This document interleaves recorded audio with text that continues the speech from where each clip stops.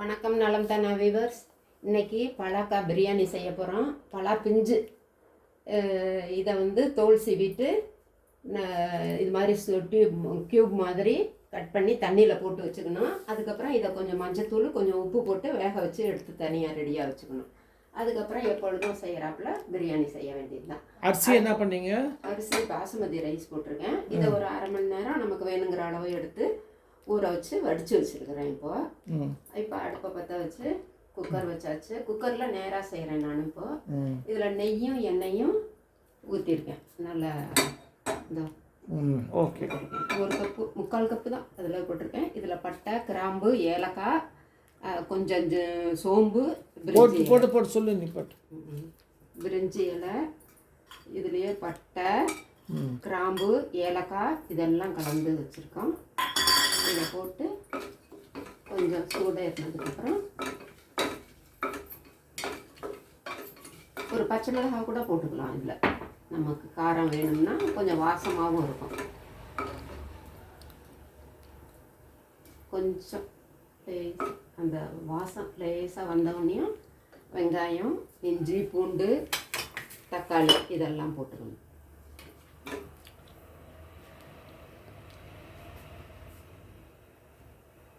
நல்லா எண்ணெயில் இது மாதிரி வறுபடையில் அந்த எண்ணெய் நெய்யில் அந்த வாசமெல்லாம் இறங்குச்சுன்னா சாப்பிடையில் ரொம்ப டேஸ்ட்டாக இருக்கும், வாசமாகவும் இருக்கும். சத்தம் கேட்குது, வெடிக்க ஆரம்பிச்சிருச்சு. இப்போ வெங்காயம், நல்லா பெரிய வெங்காயம் ஒன்று நீட்டமாக அரிஞ்சு வச்சுருக்கிறேன். அதை போடுறேன்.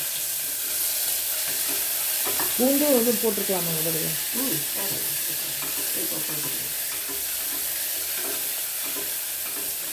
இதை ஒரு நிமிஷம் வதக்கிட்டு இஞ்சி, பூண்டு ரெண்டும் இதில் பொடியாக துருவி வச்சுருக்கேன். அதனால் அதை போட்டாச்சு. எல்லாம் வாசம், நெய் வாசம் வருது. ஆவின் நெய் நல்லா அந்த வாசம் இந்த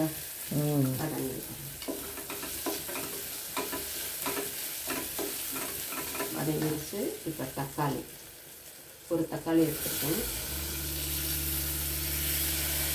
கொத்தமல்லி, புதினா அரிஞ்சு வச்சுருக்கேன். அது அப்புறம் எல்லாம் போட்டதுக்கப்புறமேலே போட்டுக்கலாம்.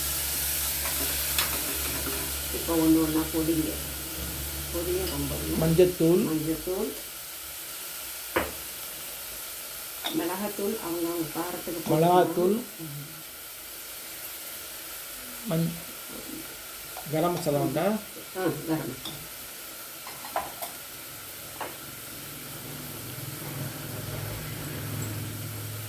பட்டை கிராம்பும் போட்டிருக்கோம். இருந்தாலும் இது கொஞ்சம் போட்டோம்னா உப்பு, கரம் மசாலா போட்டாச்சு. உப்பு இந்த வெங்காயம் தக்காளிக்கு மட்டும் கொஞ்சம் போடலாம். அதுக்கப்புறம் அரிசி போடுறப்ப தண்ணி ஊற்றி கொதிக்கையில் இன்னும் கொஞ்சம் போட்டுக்கலாம். அப்போ தான் அரிசியில் நல்லா ஏறும் உப்பு.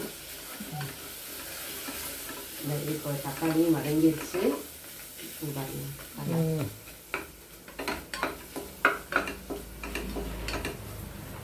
பலாக்கா வேக வச்ச பலாக்கா பிஞ்சு இதையும் போட்டாச்சு. இப்போ சீசன் போல் இருக்குது, கிடைக்குது நல்ல. இப்போ பிஞ்சு விடுறது தான் அந்த ஆடி மாதம், ஜூலை, ஆகஸ்டில் பலாப்பழமாக வர்றது. உப்பும் போட்டாச்சு. இப்போ இதில் தயிர் கொஞ்சம் ஒரு 2 ஸ்பூன் போதுமாங்க. எலுமிச்சம்பழம் கொஞ்சம் ஊற்றிக்கலாம்.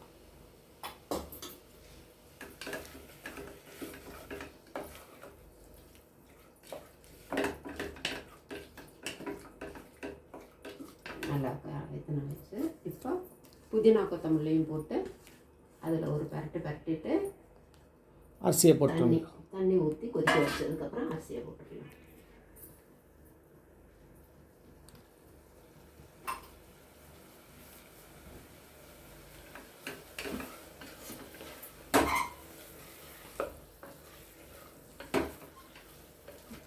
ரொம்ப டேஸ்டியாக இருக்கும் பார்க்கறதுக்கு.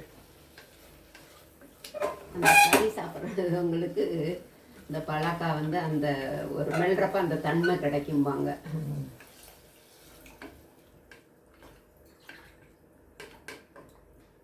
ஒரு கப் அரிசி 1.5 கப்பு விடலாம். கொஞ்சம் நல்லா வேகணும்னு நினைக்கிறவங்க கொஞ்சம் கூட ஊற்றிக்கலாம். 1.25 போட்டுக்கலாம். இதில் எலுமிச்சம்பழம் கொஞ்சம் புழிஞ்சு விட்டுக்கலாம்.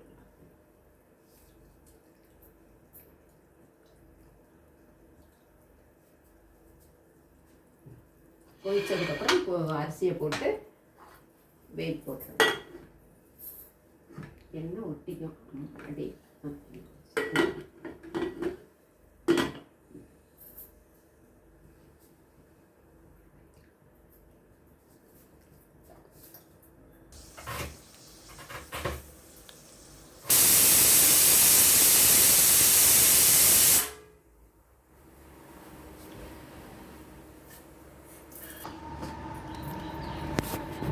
குக்கர் வெயிட்டெல்லாம் பார்த்து எடுத்துச்சு. வெயிட் வந்துருச்சு. இந்த பாருங்கள், சூப்பராக இருந்திருக்கு பாருங்க. பலா பிஞ்சு பிரியாணி.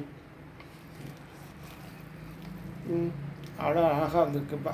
ஆறுச்சுன்னா இன்னும் பொழப்பொழப்பு கொடுக்கும். நான் சூட்டோடு எடுக்கவும், அது நானே கேஸை ரிலீஸ் பண்ணிவிட்டு எடுக்கவும் அந்த கொழகொழப்பு தன்மையோடு இருக்குது. எடுத்து பார்க்க ஆறுனவுடனே சரியாக வந்துடும்.